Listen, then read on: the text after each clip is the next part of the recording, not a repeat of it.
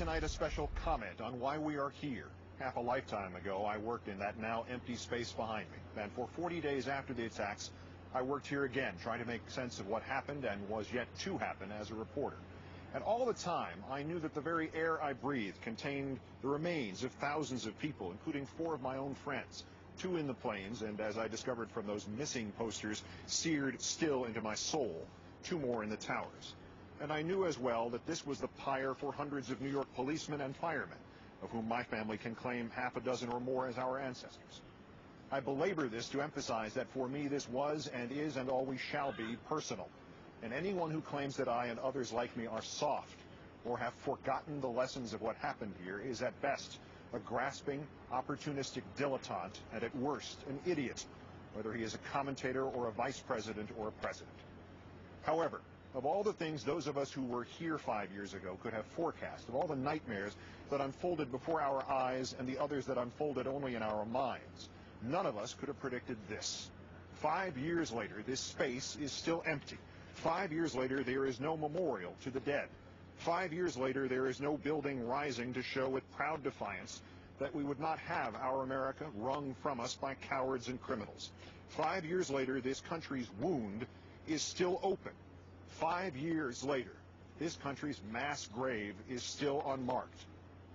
5 years later, this is still just a background for a photo op. It is beyond shameful. At the dedication of the Gettysburg Memorial, barely 4 months after the last soldier staggered from another Pennsylvania field, Mr. Lincoln said, "We cannot dedicate, we cannot consecrate, we cannot hallow this ground. The brave men, living and dead, who struggled here have consecrated it far above our poor power to add or detract." Lincoln used those words to immortalize their sacrifice. Today, our leaders could use those same words to rationalize their own reprehensible inaction. We cannot dedicate, we cannot consecrate, we cannot hallow this ground, so we won't. Instead, they bicker and buck pass. They thwart private efforts and jostle to claim credit for initiatives that go nowhere. They spend the money on irrelevant wars and elaborate self-congratulations and buying off columnists to write how good a job they're doing instead of doing any job at all. 5 years later, Mr. Bush, we are still fighting the terrorists on these streets, and look carefully, sir, on these 16 empty acres, the terrorists are clearly still winning. And in a crime against every victim here and every patriotic sentiment you mouthed but did not enact, you have done nothing about it. And there is something worse still than this vast gaping hole in this city and in the fabric of our nation. There is its symbolism of the promise unfulfilled, the urgent oath reduced to lazy execution. The only positive on 9/11 and the days and weeks that so slowly and painfully followed it was the unanimous humanity here and throughout the country. The government, the president in particular, was given every possible measure of support. Those who did not belong to his party tabled that. Those who doubted the mechanics of his election ignored that. Those who wondered of his qualifications forgot that. History teaches us that nearly unanimous support of a government cannot be taken away from that government by its critics. It can only be squandered by those who use it not to heal a nation's wounds, but to take political advantage. Terrorists did not come and steal our newly regained sense of being American first and political 50th, nor did the Democrats, nor did the media, nor did the people. The president and those around him did that. They promised bipartisanship and then showed that to them bipartisanship meant that their party would rule and the rest would have to follow or be branded with ever-escalating hysteria as morally or intellectually confused, as appeasers, as those who, in the vice president's words yesterday, validate the strategy of the terrorists. They promised protection and then showed that to them protection meant going to war against a despot whose hand they had once shaken, a despot who we now learn from our own Senate Intelligence Committee hated al-Qaeda as much as we did. The polite phrase for how so many of us were duped into supporting a war on the false premise that it had something to do with 9/11 is lying by implication. The impolite phrase is impeachable offense.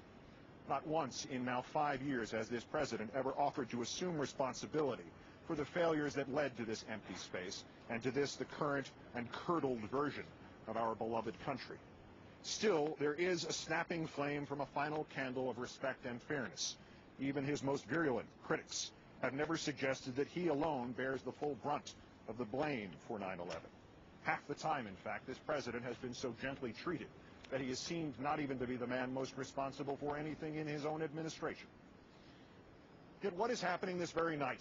A mini-series created, influenced, possibly financed by the most radical and cold of domestic political Machiavellis continues to be televised into our homes. The documented truths of the last 15 years are replaced by bald-faced lies. The talking points of the current regime parroted, the whole sorry story blurred by spin to make the party out of office seem vacillating and impotent, and the party in office seem like the only option. How dare you, Mr. President, after taking cynical advantage of the unanimity and love and transmuting both into fraudulent war and needless death, after monstrously transforming it into fear and suspicion and turning that fear into the campaign slogan of 3 elections, how dare you or those around you ever spin 9/11?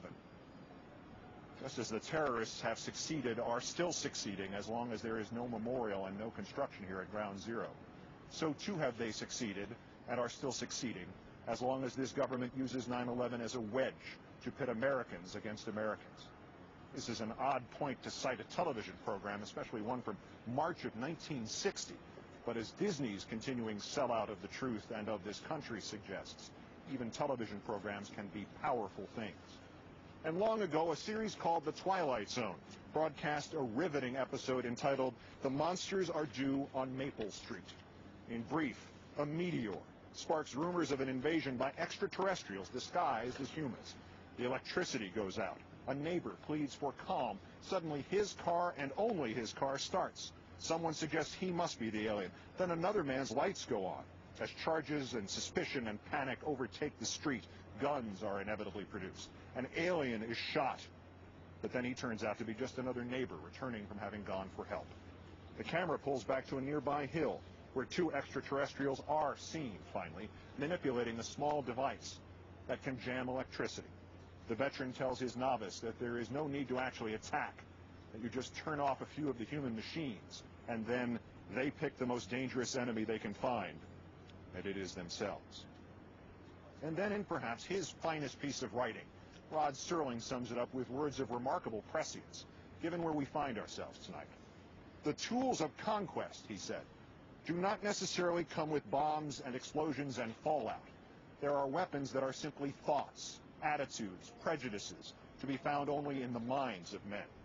For the record, he said, prejudices can kill and suspicion can destroy, and a thoughtless, frightened search for a scapegoat has a fallout all its own for the children and the children yet unborn.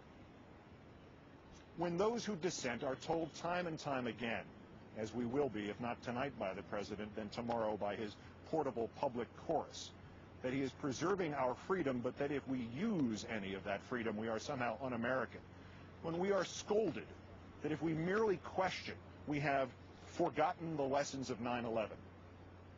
Look into this empty space behind me and the bipartisanship upon which this administration also did not build.